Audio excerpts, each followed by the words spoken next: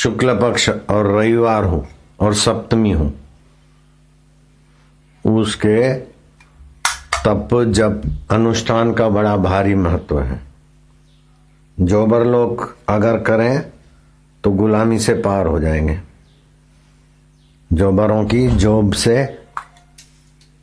गुलामी से छुट्टी हो जाएगी और कईयों को जोबर बनाने की क्षमता आ जाएगी। जोबर माना नौकर, नौकरों की बुद्धि दबी हुई होती, बिकी हुई। जिनकी बिकी हुई बुद्धि होती है वे भी उस बिकाऊ मति से पार ऊंची अवस्था को पा सकते हैं। रविवार की सप्तमी ध्यान भजन में बैठे और बिकी हुई बुद्धि को बेचे नहीं, अपने मालिक बने। बुद्धि के मालिक चार पैसे देने वाले क्यों बने? हमारी बुद्धि के मालिक। हमारी बुद्धि का मालिक वास्तविक में जो है उसी को हम सौंपे। क्या आपको बताएं, भगवान की तो ऐसी लीला है, ऐसी ऐसी घटनाएं हैं कि सुनते ही आज तो मेरा हृदय जोर जोर से भगवान के साथ मस्ती करने में लग गए। चिल्ला चिल्ला के हम भगवान के साथ आज मस्ती करके आए खूब। ओम हे हरि कहाँ गए? हरि हरि ओम ओम हे ओ हरे हरे ओ हरि। कैसा कैसा चिल्लाए। ऐसी भगवान की लीला आज सुनाई पड़ी। हमारे ईश्वर कितने हितैषी हैं, कितने रक्षक हैं, कितने पोषक हैं। अनुशासनीय शक्ति से भी हमारी गलतियां निकालते, प्रीति शक्ति से हमारा औदार्य और आह्लाद बढ़ाते हैं। सबके नियामक, सबके अंतरात्मा एक दूसरे के द्वारा सबका विकास कैसी कुशलता से करते। साईं टेऊ राम जी भालू के टीलों पर ही रहते थे। भालू के टीले पर आते लोग दर्शन करते, उनके लिए प्रसाद बनता। प्रसाद बनाने के लिए कुछ बर्तन भी इकट्ठे हुए। कोई बाहर बाहर कुछ ठाम ठिकाने जैसा कोई स्थान तो था नहीं, मरुभूमि के टीले पर ही थे। एक रात को चोर आए, बर्तन ले गए, सीधा सामान लेकर रवाना हो गए। सुबह सुबह हुआ, देखा कि तो सफाई हो गई। सेवकों ने कहा कि खुले मैदान में टीले पर भक्त भी सोए थे, रसोई भी अपनी अपनी जगह पे सोए थे, लेकिन सारा सामान चोर उठा के ले गए। आप आज्ञा दो तो चोरों का पद चिन्ह देखकर उधर खोजबीन करें, यहाँ पुलिस में फरियाद करें। बोले तुम बैठे रहो, देखो क्या होता है। वो सोचने लगे क्या होगा, कब खाएंगे, क्या बर्तन कहाँ से आएंगे, सीधा कहाँ से आएगा, कब बनेगा। 8 बज गए, 9 बज गए, 10 बज गए, 11 बज गए। बोले तुम देखते रहो उस लीलाधर की लीला, जिसने बर्तन चुराने वाले को सत्ता दी है, स्पूर्णा दी है, वो खिलाने वालों की जिम्मेदारी भी तो उसकी है, खाने वालों को खिलाएगा भी वही। तुम काहे को चिंता करते? तुम तो भजन में रहो मस्ती से। 10, 11, 11:15, 11:30 बजे चूहे जरा 12 बजे तो पंगत होती थी, पेट में चूहे थोड़े कसरत करने लगे, ऊंदड़ा कूदा कूद करवा लग्या। 11:30 था એટલે 12 વાગે क्यों खवास। एकांत टीले हैं बारूभूमि में, 12 बजे कहाँ खाने जाएंगे। इतने में 12 बजने के कुछ मिनट पहले ही एक बाई आई, उसके साथ कोई और सामान उठा के भी आए। तैयार भोजन, आप लोग बैठो जीमो। माताजी तुमको हम पहचानते नहीं है, तुम कौन हो, कहाँ से आई हो। बोले पहले भोजन कर लो, बाद में पूछ लेना। बोले नहीं आप जरा बताओ। बोले मैं शरीर से ब्राह्मणी हूं। और मैं बैठी तो मेरे को प्रेरणा हुई कि इस टीले के तरफ इतने आदमियों का भोजन बना के ले जा। तो मैंने देखा इस प्रातःकाल के ध्यान भजन की प्रेरणा है 8, 8:30, 9 बजे। मैं क्या ये प्रेरणा बार बार उठ रही है, तो मैंने बनाया, बन गया। हम लेके आए मेरे साथ में जो कुछ काम वाम वाले थे, सबको भोजन कराया, भोजन खूटा भी नहीं। टेवराम ने कहा देखो, जो बर्तन चुराने वाले को प्रेरित करता है वो भक्तों को भी प्रेरणा करता है कि भोजन बनाओ और ले जाओ।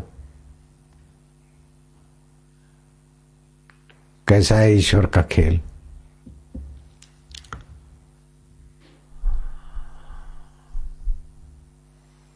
हम गए गंगोत्री। उस जमाने में, आज से 32-33 साल पहले, उस जमाने में गंगोत्री के पट बंद होते तो कोई आदमी फरकता नहीं था। गिना गिनाए 2-4 साधु रहते होंगे, बाकी कोई चिड़िया भी नहीं फरकती, ऐसा सन्नाटा रहता। और बस तो जाती भी नहीं थी गंगोत्री। उत्तरकाशी के बाद थोड़ा सा बस चलती, बाद में पैदल ही जाना पड़ता था। हम लोग पैदल गए थे। करशन भाई चौधरी वो मंत्री भी था, मैं था, और हम लोगों का सामान लाद के चलने वाला मजदूर भी था। ऐसे हम 5-6 लोग थे।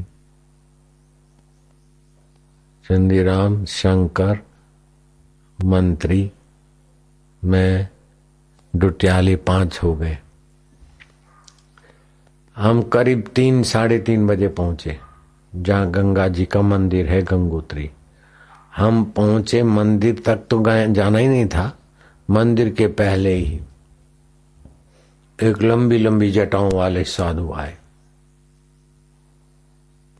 और हमको कहा चलो, संकेत से ले चले। और हम लोगों को संकेत किया, हाथ पैर धो, भोजन करो।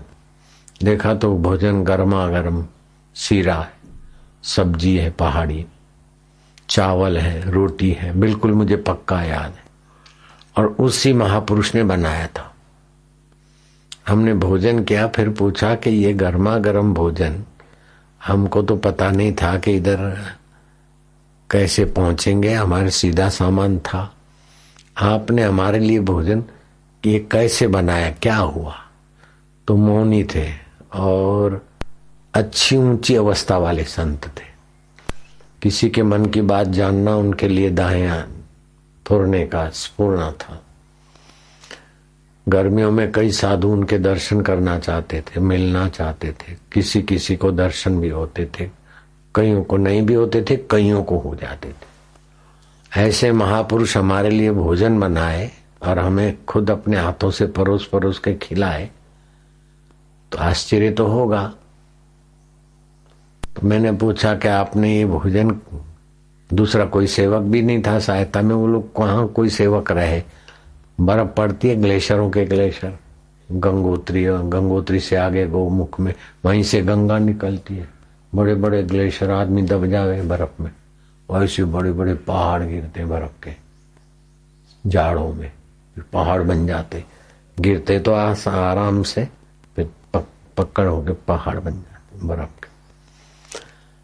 तो उन्होंने कहा मैं सुबह 11 बजे ध्यान से उठ के भोजन बनाता हूँ।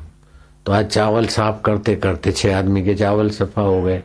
सब्जी संवारते संवारते आज सब्जी भी इतनी ज्यादा हो गई। फिर आटा गूंदना ना, तो आटा भी इतना गूंद लिया। मैं क्या पता किसके लिए बनवा रहा है। देखो महापुरुषों का अपने शरीर पर, मन पर ममत्व तो नहीं होता। शरीर और मन को जो चलाने वाला परम सत्व है, उस पर ही ममत्व होता है। ये महापुरुषों का महापुरुषत्व है।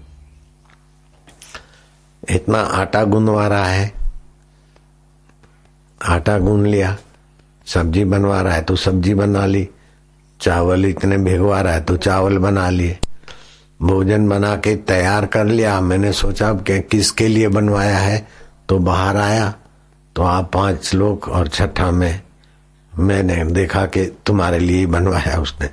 तो मैंने इशारा करके तुमको बिठाया, भोजन किया। तो मैं प्रश्न करता और लिख के मौन रखे थे, लिख कर मेरे को जवाब देते। तो थोड़े ही प्रश्न उत्तर में हमारी आत्मीयता हो गई। मैं क्या, अब लिखने में तो समय जाता है, हम मौन खोल के बात करें, आपको भी क्या घाटा है बोलने में। उन्होंने मौन खोल दिया। कोई रुपयों के बल से अथवा किसी प्रभाव से उनसे मौन खुलवाए उसमें के नहीं थे, लेकिन मेरे प्रति उनका इतना सद्भाव स्नेह हो गया कि मौन खोल के बात करने लगे। नाम उनका चेतनानंद रहा होगा, जहां तक मैंने पूछ लिया था चेतनानंद बताए थे। उस समय भी मेरी उम्र से बड़े थे और एकांत सेवन में भी मेरे से बड़े थे, साधुताई में भी मेरे से बड़े थे। तो मेरा इतना आदर करते तो मेरे को संकोच हुआ। मैं क्या, आप मुझे साधु मत मानना, ही दाढ़ी बाड़ी है, साधु नहीं मानना। तो अंतर्यामी स्थिति उनकी थी। उनके लिए भूत भविष्य वर्तमान 3 काल नहीं थे। वो सदा वर्तमान में जो बरतता है, जिसकी सत्ता से सब परिवर्तित होता है, बरतता है, उसमें स्थित महापुरुष थे। तो मैं क्या, आप मेरे लिए इतना कैसे बनाए? मेरा तो आपसे परिचय भी नहीं था और मैं तो कोई साधु भी नहीं हूं। अभी तो गुरुजी ने भेज दिया संसार में। बोले वो बाहर से तुम संसारी दिखते हो। फिर मेरे को अगले जन्मों की साधना या संतत्व की बात बताने लगे। कुल मिला के मेरी थोड़ी पूर्व काल की साधनाएं हम जो कुछ बोलने लगे। तो वो कौन परमात्मा है जो ऐसे उच्च कोटि के संत को मेरे जाने के पहले प्रेरणा करके भोजन बनवा लेता है? वो कैसा है, कितना ख्याल रखता है? मैं अपना बल लगाकर रुपए पैसों का दम मार के अथवा शिष्यों का प्रभाव दिखाकर भी उस महापुरुष से मैं भोजन नहीं बनवा सकता था। लेकिन परमात्मा ने उस महापुरुष को कैसे प्रेरित किया, उन्होंने मेरे लिए भोजन बनाया। मेरे डोटियाल मेरे मजदूर के लिए भी भोजन बनाया उस संत ने, और खुद ही हाथ से परोस के हम लोगों को खिलाया। वो कैसा सुहृद है। चोर सामान ले जाते और टेऊराम जी के सेवकों के लिए ब्राह्मणी और उनके सहायिकाओं के द्वारा भोजन बनाकर टिल्ले पर पहुंचवा दिया। ये कैसा है सृष्टि करता, केवो मारो वालो ध्यान राखे, कैसा दीन बंधु है, कैसा प्राणी मात्र का हितैषी है, कैसा परम सुहृद है, कैसा अंतर्यामी है, और कैसा उदार है और कैसा ख्याल रखता है। माँ की नाभि, माँ की जेर के साथ हमारी नाभि जोड़ने वाला कैसा उदार है कि हमारा जन्म होते ही माँ के शरीर में दूध बनवा देता है। सुहृदम सर्वभूतानाम, प्राणी मात्र का मैं सुहृद हूं। ऐसा जो जानता है वो शांति को पाता है। उस परमेश्वर को छोड़कर जो इधर उधर की चीजों से सुख लेना चाहता है वो अपने आप का दुश्मन है। वो सुख रूप है स्वयं। प्रभु तुम सुख रूप हो, तुम चैतन्य रूप हो। मेरे गुरुदेव का एक छोटा सा प्रवचन की पुस्तक है, निरोगता का साधन। उस निरोगता के साधन इस पुस्तक में एक कहानी है। मेरे गुरुदेव ने जो प्रवचन में कहा था वो कहानी, एक माई गरीब पति की पत्नी थी, लेकिन स्वयं रूप लावण्य की, चरित्र की बड़ी सुंदर थी। भीतर से चरित्र सुंदर और बाहर से शारीर सुंदर। वो गरीब व्यक्ति के यहाँ कोई मेहमान आया और वो बाई उधार नहीं मिलता था, उस दुकानदार को हाथा जोड़ी करके उधार मांग रही थी कि हम दे देंगे आपको। उसने बोला अब तुम दोगे ये मैं नहीं मानता, एक शर्त में मैं तुमको सीधा सामान आज दे सकता हूं, रात को तुम मेरे बिस्तर पर आओ। तो उसने बोला ठीक है, आपकी शर्त मैं मानती हूं। सीधा सामान उधार ले आई। पति के मेहमानों को भोजन बनाकर खिलाया। शाम हुई तो पति को बताया कि मैं ये वचन देकर उस दुकानदार से उधार सामान ले आई हूं, मुझे अपना वचन निभाना पड़ेगा। पति ने कहा हाँ जाओ, मुझे तुम्हारी पवित्रता पे भरोसा है, वो भगवान तुम्हारी रक्षा भी करेंगे और तुम वचन निभाने जाओगे। तो जीव अपना कर्तव्य पालता है तो ईश्वर अपना कर्तव्य पालने में सुस्ती भी नहीं करते, देर भी नहीं करते, भूल भी नहीं जाते। हम लोग तो भूल जाएंगे, हाँ बोलूंगा ना फिर मैं तो भूल जाऊंगा, लेकिन वो भगवान तो भूले वो को भी प्रेरणा देगा कि तुमने हाँ बोला है। ऐसा ध्यान रखता है। ध्यान रखने वाली माताओं पिताओं में भी वही है, माता को भी प्रेरित करता है बच्चे का ध्यान रखने को, ऐसा है वो बूढ़ी ब्राह्मणी को भी प्रेरित करता है, भोजन बनाओ साईं टेऊराम के यहाँ ले जाओ। चेतनानंद गिरी महाराज को प्रेरित करता है कि बनाओ बनाओ बनाओ। 11 बजे बनाते बनाते 3 साढ़े 3 बजे बनकर पूरा हुआ तो बाहर आए तो देखे कि हम 5-6 लोग आ रहे, खिलवाया। कैसा है वो? आप कैसा है बोल रहे तभी भी वही सुन रहा है और वही सुनने की सत्ता दे रहा है। इतना नजीक इतना निकटवर्ती हूं। अरे ओ अरे, आज तो मैं इस बात पर भगवान के साथ चिल्लाने लग गया कि तुम कैसा है प्रभु। वो ब्राह्मणी को जाओ टीले पर भोजन लेके जाओ। ऐसे ही हम नर्मदा किनारे बैठे थे तो 2 किसान ले आए फल और दूध, वही दूर गांव से। मैं कहा भाई हमारा आपका तो परिचय नहीं है, तो आप इधर कैसे आए? बोले रात को सपने में ये रास्ता दिखा और सफेद कपड़े वाले घुंघरूले बाल वाले व्यक्ति दिखे, वो आप ही है। रास्ता देखा, कल हमारे गांव में एक इंटीरियर में गांव था, अनाज के बदले में फल दे जावे। उस समय केले वेले सस्ते थे, लेकिन एक तरफ केले दूसरे तरफ अनाज, चावल गेहूं जो भी, मूंग मटर। तो ऐसी तकलीफ से फल फ्रूट वाले आते थे। तो गांव में बोले आया था, फल फ्रूट पड़ा था और हमको रात को सपना आया और तुम जहाँ बैठे वो रास्ता देखा, सुबह फल और दूध लेके आपके पास पहुंचे। अब मैं तो सूर्योदय के बाद सोचा कि कहीं नहीं जाऊंगा, यहीं बैठ के खाऊंगा। जिसको गरज होएगी आएगा, सृष्टिकर्ता खुद लाएगा। लेकिन वो सृष्टिकर्ता ने कैसे जान लिया कि इसके मन में ये संकल्प होगा, इसलिए गांव वालों ने पहले फल ले लिए। रात को मैं संकल्प करूं उसके पहले उनको रास्ता दिखा दिया। बोला अरे ओ प्रभु तो कैसा है, मेरे मन में जो संकल्प आएगा उसके पहले तुमने आयोजन कर लिया। बोले कैसी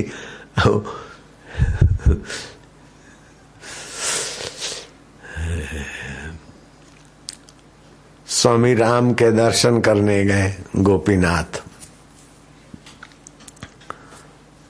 बैंक के कैशियर। 5 से 6 के बीच दर्शन करके वापस लौटेंगे। भतीजी की शादी है, 7 बजे बाराती आएंगे, 5:45 बजे हम लौट के आएंगे। कानपुर उसके घर से 6 किलोमीटर की दूरी पर, जहाँ बाबा गंगा किनारे ठहरे थे। बाबा के दर्शन करते और सत्संग सुनते। बाबा तो चले गए, ये लोग वहीं बैठे रहे, गोपीनाथ और उनके 4 साथी। कानपुर शाखा के रिजर्व बैंक ऑफ इंडिया के कोषाधिकारी थे। 9 बजे आंख खुली और बाबा को कहा कि बाबा बाबा ये तो बड़ा आश्चर्य हो गया, बड़ा अनर्थ हो गया बाबा। मेरी भतीजी की शादी थी 7 बजे, मैं 5:45 के करीब पहुंचने का प्लान बना के आया था। आपके सत्संग में बैठे और हम तो बैठे गए, ध्यान ब्यान लग गया। अब 9 बज गए और बाराती आए होंगे। मेरी भतीजी का ज्वेलरी, मंगलसूत्र, ये वो सब मेरी तिजोरी में था, चाबी मेरे पास थी। अब बारात लौट गई कि फंगा हुआ, पता नहीं क्या होगा। बाबा ने कहा तुम जब भगवान में थे तो फिर तुम चिंता क्यों करते हो? तुम जब भगवान के ध्यान में तो बाकी का काम भगवान समर्थ नहीं है क्या? वही अपना काम कर लेते हैं। भक्तों के कार्य आप संवारे, भक्तों के कार्य वो आप संवार लेते हैं। चिंता नहीं करो, सब अच्छा ही हुआ होगा। लेकिन ये गोपीनाथ आज के जमाने वाले, जल्दी तो संत की बात गले नहीं उतरी। चलते चलते घर गए, पत्नी को कहा क्या हुआ? बारात वापस तो नहीं लौट गई, फंगा तो नहीं हुआ, तिजोरी की चाबी तो मेरे पास थी। बोले शादी हो गई, तिजोरी की चाबी आपके पास थी, ये सब क्या मजाक कर रहे हो? आप ही ने तो सामान खोल के दिया तिजोरी से। अरे बोले चाबी मेरे पास है, मैं स्वामी राम, एक स्वामी राम तीर्थ हो गए थे जो तत्व ज्ञान का उपदेश देते थे। दूसरे स्वामी राम देहरादून वाले, ये देहरादून वालों के, वो स्वामी राम तीर्थ टिहरी में साधना करते थे। इनका देहरादून में संस्था है, अभी भी है। शरीर दोनों के ब्रह्म में विलय हो गए। तो स्वामी राम ने कहा था तुम चिंता नहीं करो, लेकिन सीधा पत्नी से पूछा कि क्या हुआ? बोले शादी हो गई। बोले कैसे शादी हो गई? मंगलसूत्र मेरे पास, ज्वेलरी मेरे पास, शादी कैसे हुई? बाराती चले गए क्या? अरे बोले शादी हो गई, वो बाराती देखो भोजन कर रहे हैं। बोले मेरे साथ 4 आदमी हैं, मैं इधर तो आया नहीं था, कैसे शादी हो गई? ये 4 गवाह है। बोले तुम्हारे पास 4 गवाह है, मेरे पास सारे बाराती गवाह है। आप आए थे और आपने ये ज्वेलरी दी, सारा सामान दिया और शादी हुई, दूल्हा दुल्हन भोजन कर रहे। तो क्या Gopinath reserve bank of India के कैशियर कोई 2 हैं क्या? एक तो मैं ही हूं, दूसरा भी गोपीनाथ है क्या? एक आप हैं, रात को अनेक बन जाते। ऐसे एक ही मन से आप दृढ़ चिंतन करते हो तो उस जगह पर वो परिस्थिति संवारने की व्यवस्था ईश्वर करवा देते हैं। अनेक जीववाद सिद्धांत हैं अपने शास्त्रों में, एक जीव में से अनेक बन जाए। 8 जगह पर वो एक ही तपस्वी कहीं ध्यान कर रहा है तो कहीं कुछ कर रहा है, कहीं कुछ कर रहा है। ऐसा प्रसंग भी योग वशिष्ठ में आता है।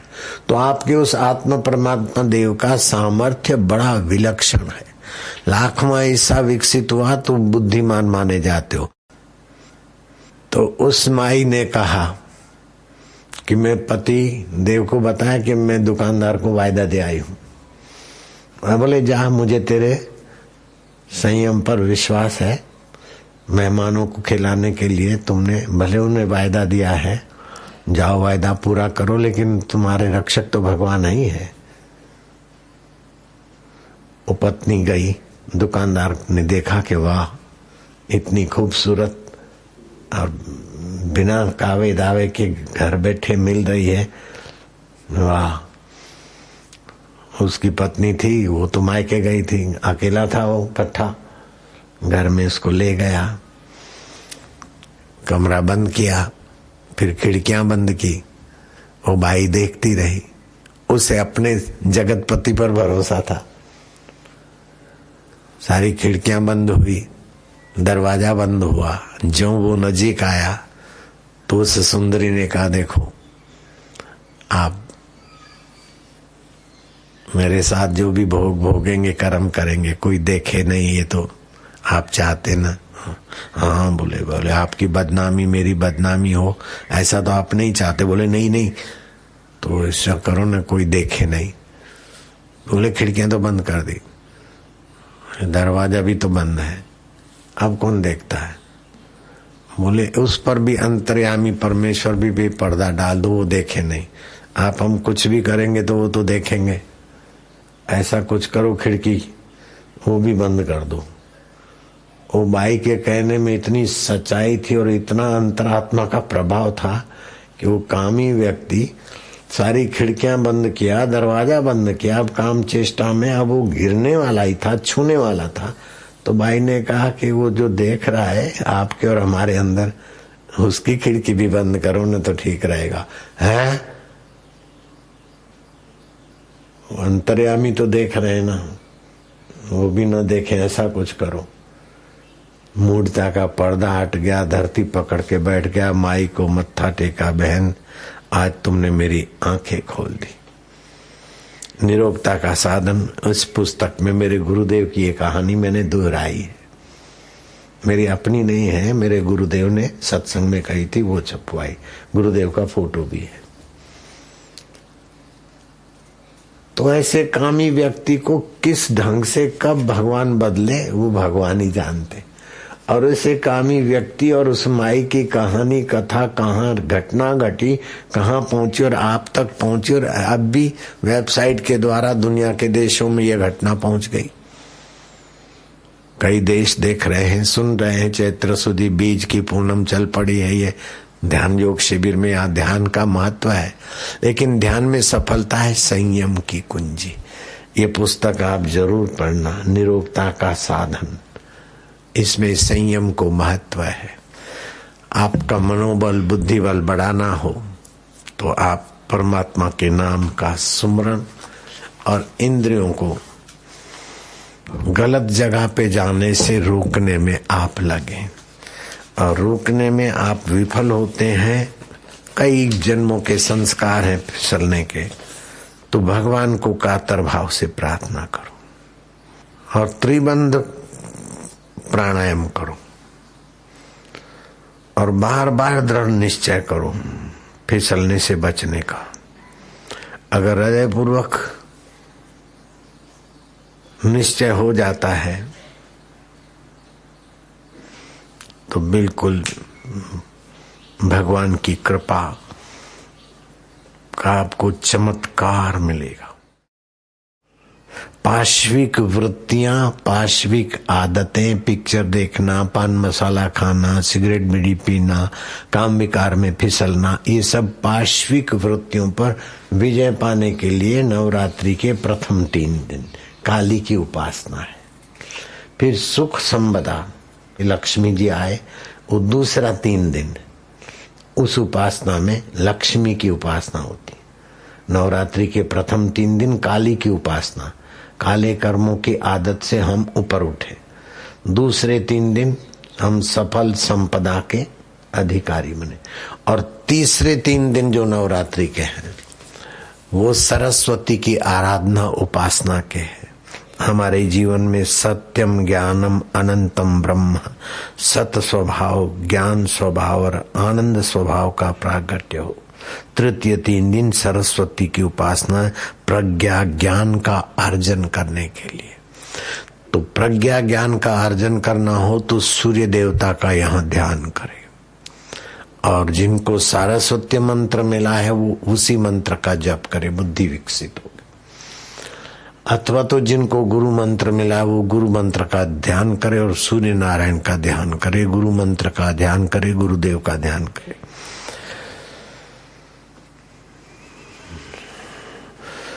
और घर में सुख संपदा बढ़ाना हो तो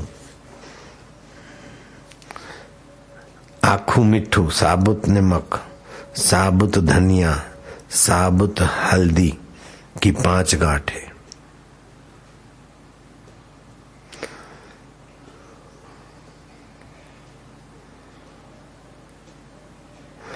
और 11 कमल के गट्टे, कमल काकड़ी ना छे ने फल, 11 पतले कपड़े, मलमल के कपड़े में बांध के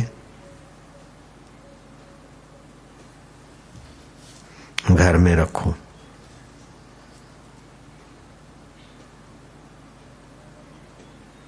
सात्विक ऊर्जा और बरकत आएगी, लक्ष्मी का निवास होगा।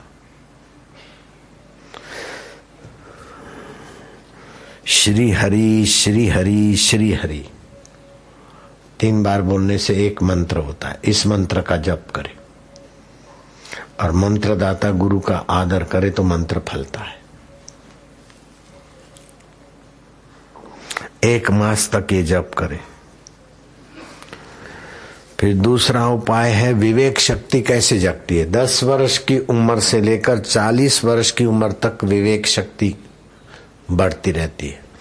अगर उस उम्र में कोई विवेक शक्ति नहीं बढ़ाता है तो फिर 40 के बाद उसकी विवेक शक्ति क्षीण होती जाती है। और जो 10 से 40 वर्ष तक में विवेक शक्ति बढ़ाने की करता है तो उसकी बाद में भी बढ़ती रहती है।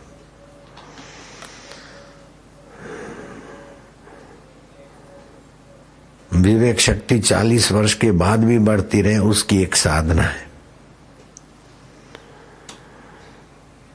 वो साधना 7 विभागों में बांट सकते हैं। एक तो सत्संग सुनता रहे, बिनु सत्संग विवेक न हो वही। खाने पीने का इधर उधर का अतिथि मेहमान का विवेक नहीं, ये आत्मा क्या है और जगत क्या है, परमात्मा क्या है, उस बात का विवेक। अविनाशी आत्म अमर जगताते प्रतिकूल। आत्मा अविनाशी है, हम अविनाशी और जगत विनाशी है। हम शाश्वत है, शरीर और जगत नश्वर है। इस प्रकार का प्रखर विवेक ये सारी साधनाओं का मूल है। अविनाशी आत्म अमर जगताते प्रतिकूल, ऐसो ज्ञान विवेक है सब साधन को मूल। ऐसा ज्ञान विवेक है सब साधनाओं का मूल है। उसने सब अध्ययन कर लिया, उसने सब पढ़ाई कर ली और सारे अनुष्ठान कर लिए। जिसने संसारिक इच्छाओं का त्याग करके इच्छा रहित आत्मा परमात्मा में आने का ठान लिया, बैठ गया। ऐसा तीव्र विवेक, उस तीव्र विवेक को, ईश्वर प्राप्ति के तीव्र विवेक को जगाने के लिए 7 साधन है। एक पहला साधन है सत्संग, दूसरा है सतशास्त्रों का अध्ययन, तीसरा साधन है प्रातः और संध्या के समय प्राणायाम त्रिबंध करके और जप, विवेक जगेगा। चौथा साधन है भगवत ध्यान का, भगवत प्राप्ति का जो साधन मार्गदर्शन गुरु ने दिया उसका अभ्यास। पांचवा साधन है कम बोलना, कम खाना और आलस्य छोड़ना। नींद के लिए जो 4-5 घंटे बस वैसे ही पड़े रहे, आलसी की नाई नहीं। काकचेष्टा बको ध्यानम स्वान निद्रा तथैव च अल्पाहारी गृह त्यागी विद्यार्थी पंचलक्षण। अति नींद नहीं, आलस्य नहीं, अति आहार नहीं, अति शब्द विलास नहीं। और पांचवा है शुद्ध आहार, सात्विक भोजन। और छठा सार गर्भित साधन है ब्रह्मचर्य पालना। दिव्य प्रेरणा पुस्तक ने तो न जाने कई उजड़ी बगियाएं गुले गुलजार कर दी है। कई युवक युवतियों की जिंदगी मृत्यु के कगार से उठाकर बाहर कर दी। तो आप लोग भी दिव्य प्रेरणा पुस्तक पढ़ना, दूसरों तक पहुंचाने की सेवा ढूंढ लेना। और 7वां साधन है सादगी। ये 7 साधन आपके जीवन में भगवत प्राप्ति का दिव्य विवेक जगमगा देंगे और भगवत प्राप्ति आपको लगेगा कि अपना ही आत्मदेव है। सिंध टंडा आदम की जगह थी, अभी जो सिंध में है वही टिल्ला था। सिंध टंडा आदम, टंडा जान मोहम्मद, टंडा नूर मोहम्मद, कई टंडे हैं। एक टंडा आदम है, बेरानी से सटा है, आसुमल का जहाँ जन्म हुआ था, हम देख के आए। तो वहां जो टंडा आदम है बेरानी से सटा हुआ, उस टंडा आदम के इलाके में बालू के टीले पर अमरापुर दरबार का निर्माण होना था। अमरापुर आश्रम बनना था। आश्रम अभी बनने ही जा रहा था तो सीधा सामान जो सेवकों का था वो चोर ले गए। चोरों को ढूंढने न जाओ, बैठे रहो, भगवान का भजन करो, देखो भगवान क्या करते। तो भोजन के समय ब्राह्मणी आई, बोले अंतर प्रेरणा हुई।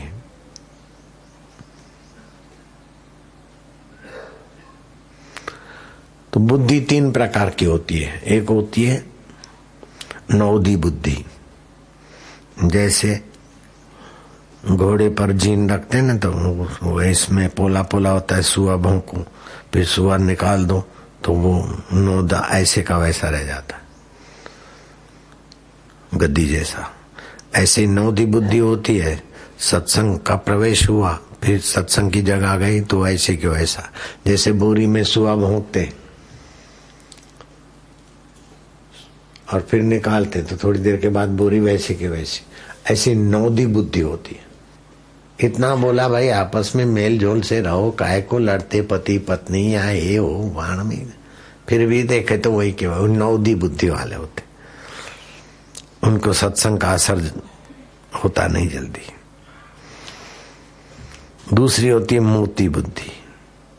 जैसे मोती को छेदा तो जितना सुराग किया उतना रहेगा, ऐसे ही जिसने सत्संग जितना सुना उतना उसको याद रहेगा, किसी को सुना भी देगा।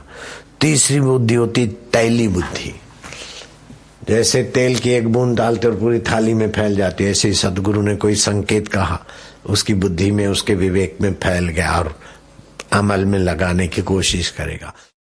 नौदी से मोती बुद्धि अच्छी और मोती से तेली बुद्धि अच्छी। वह नौद होता है ना, नौद है तो इसको क्या बताओ। खल शठ सुधरई सतसंगति पावई, खल न सुधरे। नौदी बुद्धि वाला नहीं सुधरता, बार बार गाड़ी के आगे भाग के आएंगे, मना करेंगे तो भी चिपकते जाएंगे। वो सब नौदी बुद्धि वाले। नौदी बुद्धि वाले खुद भी परेशान होते, अपमानित होते और जिनके प्रति श्रद्धा रखते उनको भी परेशान करते। चर्या नौद, चर्यू नौद, और नौदी बुद्धि वाले होते।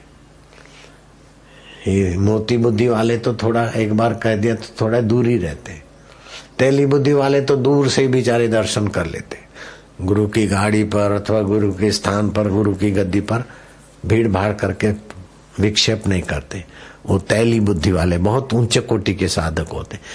आप अपनी नौदी बुद्धि को मोती बुद्धि बनाए, मोती बुद्धि को तैली बुद्धि बनाए और अपना विवेक जगाए।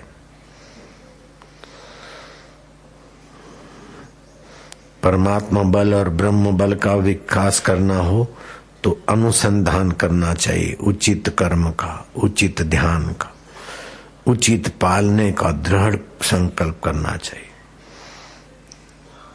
और शत्रु के प्रति भी प्रेम के संस्कार भेजकर उसको मित्र बना लेना चाहिए। आलस्य का त्याग करना चाहिए, इससे आपका आत्मबल विकास होगा।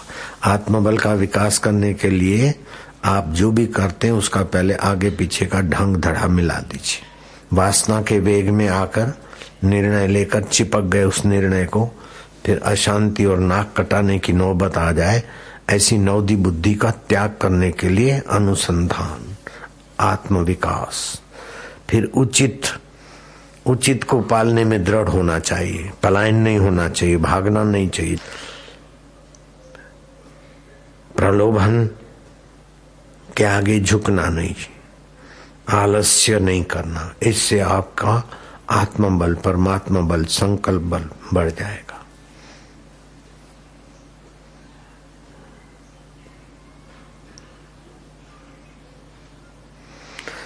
अथर्ववेद के कांड 10, सूक्त 7 और मंत्र 31 में आता है, जो प्रगतिशील आत्मा उषा काल से पहले, सूर्योदय से पहले और सूर्य अस्त से पहले नमस्कार करते हैं, प्रभु के नाम जप का और ओमकार स्वरूप की उपासना आदि करते हैं, वह उस स्वराज्य को पा लेते हैं जिससे श्रेष्ठतम कोई पदार्थ नहीं, कोई उपलब्धियां नहीं। वो परम उपलब्धि परमात्मा की कर लेते हैं।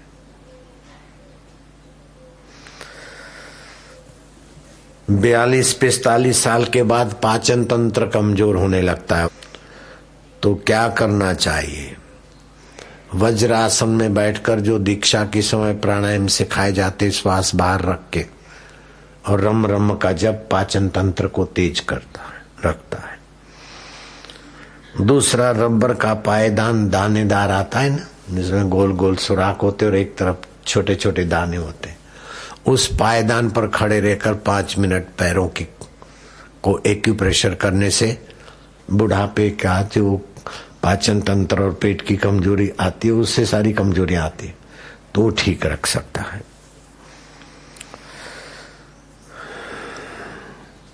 पाचन शक्ति ठीक होने से सारा काम ठीक हो जाता है। तो सुपाच्य भोजन करें और भगवान को पाने का पक्का इरादा कर ले। तो 2 मिनट होठों से जप, 2 मिनट कंठ से, 2 मिनट हृदय से, और फिर ओम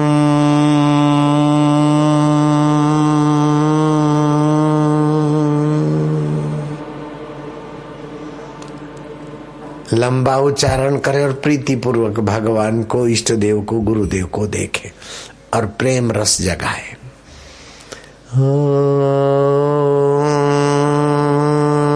होठ बंद।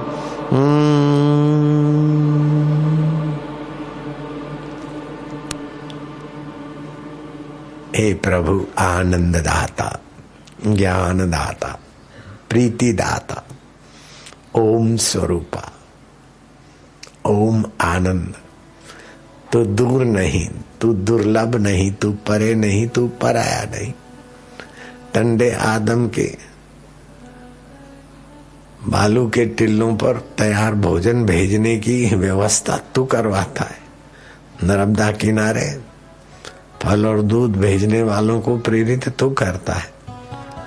गुरु के हृदय में हमारे मंगल की प्रेरणा तू ही देता है और साधकों के हृदय में साधना के स्थल पर जाने की प्रेरणा भी तू ही देता है। प्रभु जी, मेरे प्यारे जी,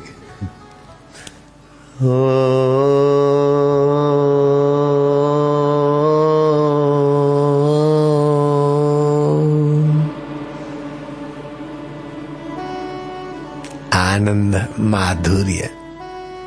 मम हृदय भवन प्रभु तेरा, ये मेरा हृदय तेरा भवन है प्रभु जी। इसमें चोर आकर बैठे, चुरा के पिक्चर देखो, चुरा के खाओ, चुरा के ये करो, चुरा कर वो करो। अब ये चोर बैठे कई काम, क्रोध, लोभ, मोह, मद, मात्सर्य, अपनी शेखी बगार नहीं, सारे बदमाश बैठ गए आपके महल में। ठाकुर जी अपने महल की संभाल करो, आप नहीं करोगे तो मेरा दम है क्या? अरे अरे आज तो ये हमने टेहूराम जी का पढ़ रहा था बच्चा और सुना था। हम तो आज ईश्वर के साथ चिल्ला के पेश आ रहे हैं, मानो वो कोई दूर चले गए। दूर नहीं गए, मैं जानता हूँ, वो भी जानते, फिर भी मोहब्बत में जरा छेड़खानी हो जाती है। माँ, अब माँ तो बैठी है माँ। वो भी एक प्यार का तरीका है। ऐसे ही अरे अरे आज हम खूब चिल्लाए, हरि को पुकारते, अरे भगवान ऐसे हैं वैसे हैं बोल बोल के भगवान की बदनामी मत करो। सूरज 100 ग्राम 100 वोल्ट जितने हैं, 1000 वोल्ट जितने हैं, पूरे साबरमती के पावर हाउस जितने सूरज हैं, तो सूरज का तो अपमान कर रहे बुद्धू। धरती के सारे पावर हाउस सूरज के आगे कुछ नहीं लगते। सूरज का बयान कौन सी लाइट से, लाइटे से करोगे? ऐसे ही भगवान का बयान करते हम अपनी बुद्धि थोड़ी बहुत पवित्र करने के लिए। अजब राज है मोहब्बत के फसाने का, जिसको जितना आता है उतना ही गाए चला जाता है, अपना मन पवित्र करता है, बाकी भगवान तो भगवान ही है। भगवान की महिमा कितनी गाओगे, कितना वर्णन करोगे, मत करो वर्णन, हर बेअंत है। कैसा सबका मंगल चाहता है। घाट वाले बाबा एकदम तत्व ज्ञान में, फिर भी अपनी उत्तर अवस्था में है। हरि हरि, मैं कैसे बोले, क्या पता ऐसे ही होता है, कैसा करवाता है, किसी को क्या, किसी को क्या है। संसार भगवान के प्रेमामृत पान करने की योग्यता लाने वाली पाठशाला है। भगवत प्राप्ति की पाठशाला है संसार। अनुकूलता देके उत्साहित, आनंदित, आह्लादित करता है। प्रतिकूलता देकर अहंकार निवृत्त करता है। वासना और बिगाड़ की गंदी आदत निवृत्त करता है। अधिक वैरायटी खाना, चाहे बाप हो चाहे बेटा हो, सम्मान पुरुष के दर्शन से जो सुख मिलता है, जो शांति मिलती है, जो आभा मिलती है, वो बड़े बड़े यज्ञों से, तपों से, व्रतों से नहीं मिलती। तो आप सम्मान रहे तो आपका अस्तित्व लोक उपकारी हो जाएगा। आपका बोलना, देखना, चलना अपने लिए, दूसरों के लिए हितकारी हो जाएगा। इसलिए शम का अभ्यास करें। शम माना मन के संकल्प विकल्पों की भीड़ कम करे। तो इसका सुंदर उपाय बताया जाता है कि एक टक देखे और ओमकार का जप करे। तो जैसे 1 घंटे में 1000 संकल्प होते हैं या 100 होते हैं, तो 90 होने लगेंगे, 80, 70, 60। तो जितने संकल्पों की संख्या कम, उतना आप शमवान होंगे। जितना शमवान होंगे उतना शांतिवान होंगे, बुद्धिमान होंगे, धैर्यवान होंगे, आनंदवान होंगे। वीर रस, कोई युद्ध करते हैं तो फिल्म में भी लड़ाई का देखने का भी मजा आता है। कभी जोक्स माना हास्य रस, श्रृंगार रस, कारुण्य रस, विभित्स रस, ये सारे रस उस रस स्वरूप परमात्मा से ही आते। मेन लाइन एक होती है ड्रिप सिस्टम में, फिर उसकी शाखाएं, प्रति शाखाएं। ऐसे भगवान रस स्वरूप है। तो शमवान को सभी रसों का मूल अपने आप मिलता है। वीर रस वाले के लिए न जाने कितना बॉक्सिंग करे, कितना लड़ाई करे, सफल हो तो जरा मजा आ गया। क्रिकेट में कितना दौड़ धूप करे, कितना परिश्रम सहे, टिकट खर्चे, हास्य रस अथवा वीर रस कहो या खिलाड़ियों का खेल के साथ तादाद में रस। अब ये कैसे बावरे हो जाते कि पाकिस्तान में कई लोगों ने आत्महत्या कर ली, कई लोगों ने केस कर दिए, कई लोग टीवियां तोड़ने लगे। तो रस तो आया क्रिकेट में, लेकिन अपने वाले हार गए तो परेशान हो गए। अब अपने वाले क्या, पराये वाले क्या। अगर सम्मान होते तो ऐसा नहीं करते। सम्मान होता है वो वीर्यवान भी होता है, बुद्धिमान भी होता है। तो कुल मिलाकर भगवान के नाम का उच्चारण करके मन को एकाग्र करने का अभ्यास करें। और मन को एकाग्र करने का अभ्यास के साथ साथ यस्य ज्ञानमयम तपः, ज्ञान संयुक्त तप करे। जैसे मन में खटपट आती है, पड़ोसी ऐसा है, बेटा ऐसा है, पत्नी ऐसा है, धंधा ऐसा है, न जाने मन में कितनी खटपटें चलती रहती, शांति नहीं। फिर ये करो वो करो, बैठे हैं, शांति नहीं, आनंद नहीं। जरा कोल्ड ड्रिंक पियो, जरा चैनल खोलो, जरा कपड़ा बदलो, जरा आईने में मुंह देखो, जरा कटिंग सेट करो, जरा श्रृंगार रस लो, उसमें भी मजा नहीं आया। फिर जरा हास्य रस लो, स्वाद रस लो। न जाने कितनी जगह पर झक मार मार के बेचारे थक जाते। रस का मूल स्तोत्र मिलता नहीं, पत्ते डालियों में जाता है। जो भगवान को अपना और अपने को भगवान का मानते हैं। शरीर संसार का है, मन प्रकृति का है, संसार का है। तो कुछ लोग मन को ठीक करना चाहते, कुछ लोग अपने मन को ठीक करना भूल जाते हैं। दूसरे ऐसा चले, मेरी पत्नी ऐसा नहीं करती, मेरा पति कहना नहीं मानता। अपना मन तो अपना कहना नहीं मानता, उसकी तो खबर ही नहीं है, लेकिन दूसरा मेरा कहना मारे। 4 बच्चे हैं, 3 बच्चे तो बहुत अच्छे हैं, बेचारे कहना मानते, चौथा बहुत खराब है। खराब क्यों है? कहना नहीं मानता। तो ईश्वर की सृष्टि में कोई खराब नहीं है, ईश्वर की सृष्टि में कोई पराया नहीं है। लेकिन बहू ऐसी है, बेटा ऐसा है, ग्राहक ऐसा है, जमाना ऐसा है। भाई भगवान जिसके घोड़े हाँकते थे, ऐसे अर्जुन को भी भगवान कहते हैं आगमो अपाइनो अनित्याश्च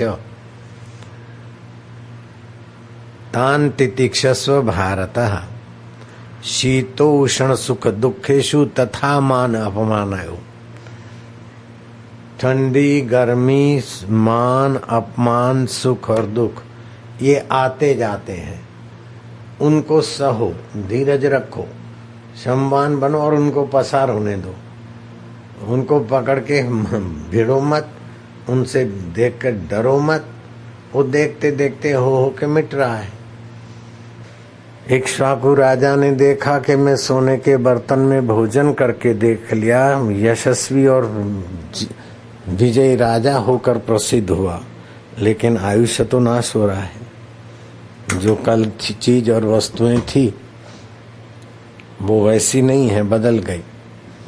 शरीर के कण भी बदल गए। तो अब मेरे को तो बाल भी सफेद हो रहे हैं। जैसे सामान्य आदमी खाते हैं और सुखी दुखी होके मर जाते, मैं भी तुच्छ जीवों जैसा जीवन पसार करके मौत के तरफ जा रहा हूँ। धिक्कार है मुझे। तो राजा इक्ष्वाकु, भगवान राम इक्ष्वाकु कुल में जन्म लिए थे, अवतार लिए थे। वो राजा इक्ष्वाकु अपने गुरुदेव का ध्यान किया और गुरुदेव आकाश मार्ग से पधारे। इक्ष्वाकु राजा ने उनका भली भांति पूजन किया और कहा कि मुनिवर, ये संसार की गति नाश की तरफ जा रही, मुझे उपदेश दीजिए, मैं क्या करूं। इस नश्वर जीवन में जो सार वस्तु है वो बताइए। गुरु ने कहा, जो भोजन मिले वो खा ले, जो वस्त्र मिले वो पहन लो, ये चाहिए वो चाहिए नहीं करो। जहाँ नींद आए सो जाओ और नित्य अंतर्मुख हो। नित्य अपने अंतर आत्मा का अनुसंधान करो, नित्य अंतर आत्मा का ध्यान, अंतरात्मा का ज्ञान, अंतरात्मा में विश्रांति पाओ। राजन, तुम्हारे सारे दुख सदा के लिए मिट जाएंगे। थोड़ी देर के लिए दुख तो कई बार मिटे, फिर आ जाते।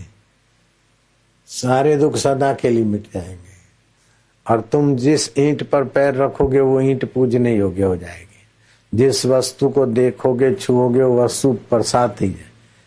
मानस छुए तो एમાં नजर पड़े, पर महापुरुष जुए तो प्रसादी થઈ જાય। तुम जिन पर दृष्टि डालोगे वो भी पुण्य आत्मा, जितात्मा होने लगेंगे। तो हे राम जी, जो सम्मान है उसका दर्शन, उसका सानिध्य, उसका वचन भी हमारा मंगल करते। तो सम्मान की तो कैसी महिमा है। तो आप सम्मान हो ऐसा आश्रम प्रयत्न करता है।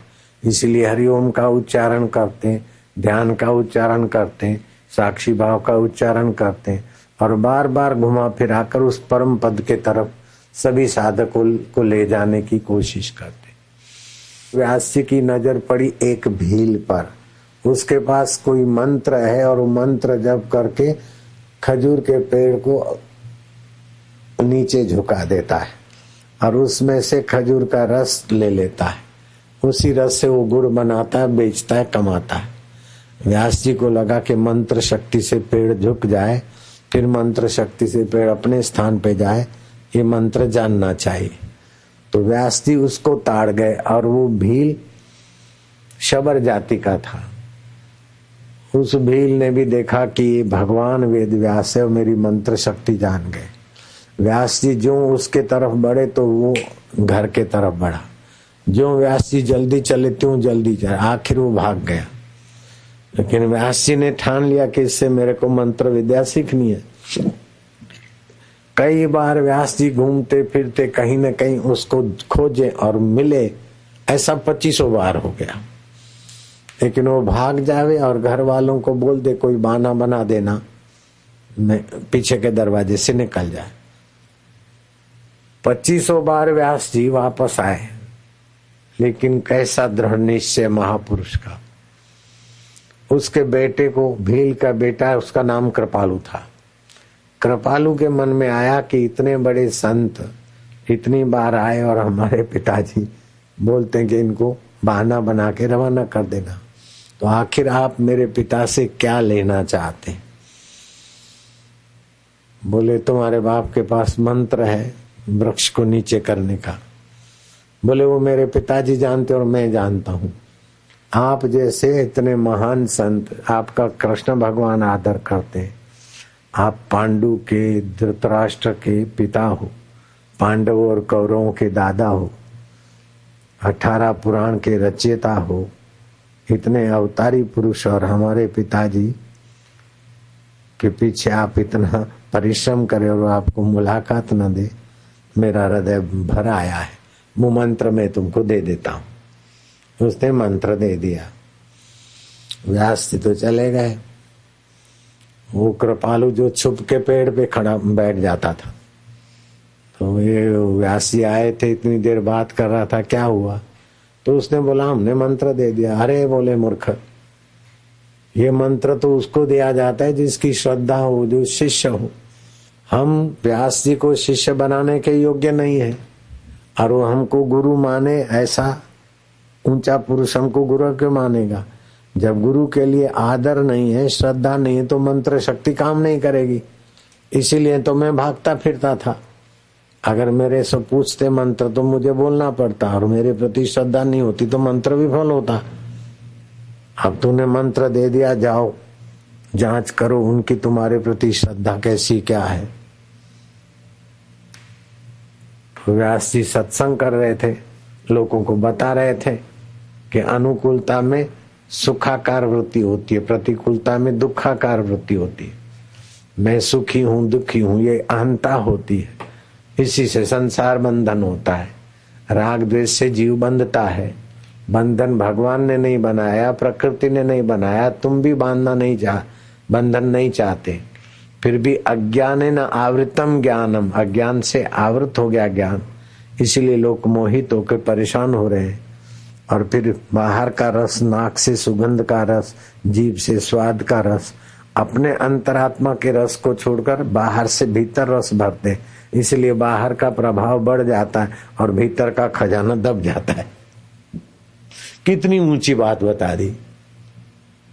ये हजारों हजारों तीर्थ करने से इतना ज्ञान नहीं मिलता।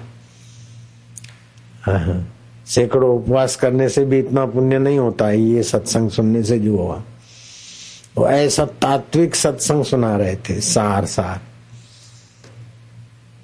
व्यास जी। लेकिन देखा वो भील का बेटा कृपालु आया तो व्यास जी उठ के खड़े हुए और उसको बुलाया, आदर सत्कार दिया। वो भील का बेटा दंग रह गया, क्या रही कहा तुम? मैं भील जाति में भी शबर, कुरूप जाति, और मेरी उम्र भी छोटी, और मेरा इतना आदर करते हैं। सचमुच में व्यास विशाल बुद्धि है। मंत्रदाता गुरु का कितना महत्व और आदर करते हैं। पिताजी के पास आया और पिताजी को गदगद कंठ से कहा कि पिताजी, जो श्लोक लिखा गया वो बिल्कुल उनके अनुरूपी है। नमस्ते व्यास विशाल बुद्धे फुल्लार विंदा यतपत्र नेत्र ये न त्वया भारत तैल पूर्ण प्रज्वालितो ज्ञानमय प्रदीपा।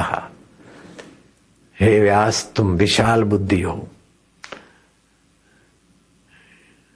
बोधु बुद्धि होती है, जैसे वो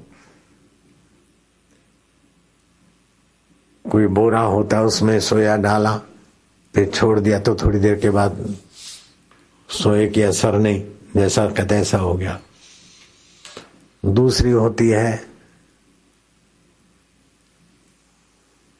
मति, के सुना दूसरे तक सुना दिया। तीसरी मति होती है तैली मति, सुना और पूरा जैसे तेल की बूंद डाल दिया, थाली में व्याप गई। ऐसे सुना और हमारे बुद्धि में वो सिद्धांत व्याप गया। तो बोधुमति से मोती बुद्धि अच्छी होती है। मोती में जो छेद कर लिया तो उतना छेद रहेगा। बोरी में सुइया डाला फिर निकाल दिया तो छेद फिर भर जाएगा थोड़ी देर में। मोती में छेदा तो मोती का छेद रहता है। लेकिन तैली बुद्धि एक दो बूंद डाला तो व्यापक। तो ऐसी तैली बुद्धि जिसकी होती है उसको ये ज्ञान मार्ग से बहुत शीघ्र लाभ होता है। तो व्यास की ऐसी बुद्धि है कि मेरा आदर किया। तो व्यास ने उनका आदर किया। उसके पहले रास्ते में ही उनकी आदर बुद्धि भरी हुई थी। और नारियल के पेड़ को मंत्र शक्ति से नीचे झुकाया। तरापा कहिए, नारियल पीने का पानी जिस, और 2 तरापे तोड़ लिए। अब फिर तत्रिवतिष्ठ, वहीं जा, पेड़ वहां चला गया। तो आपको अथवा आज के विज्ञानियों को आश्चर्य होता है, लेकिन मंत्र शक्ति और संकल्प शक्ति और श्रद्धा, इन सब का मंत्र, अपना संकल्प और मंत्रदाता गुरु के प्रति श्रद्धा, ये तीन के मेल से कई आश्चर्यकारक घटनाएं घटती है। हमारे विकास का 1,00,000वां हिस्सा हमने विकसित किया तो हम बुद्धिजीवी हो गए, बाकी के तो कई योग्यताएं भरी होती है। तो आज योग वशिष्ठ में भगवान वशिष्ठ जी कहते हैं कि राम जी, जो शमवान है उसका दर्शन, उसका सत्संग, उसका सानिध्य बड़ा मंगलकारी होता है। तो वैसा नहीं कि शमवान के बापू के पीछे रोज दर्शन करने के लिए, आप भी शमवान बनो। शास्त्र में जिस चीज की प्रशंसा की जाती है, आपको उधर उन्नत करने के लिए किया जाता है। महापुरुष की प्रशंसा करते हैं तो महापुरुष के गुण जैसे आए ऐसे आप अपने अंदर विकसित करो। ऐसा नहीं कि बापू की गाड़ी के पीछे दौड़ते ही रहो जिंदगी भर। आप भी सम्मान बनो।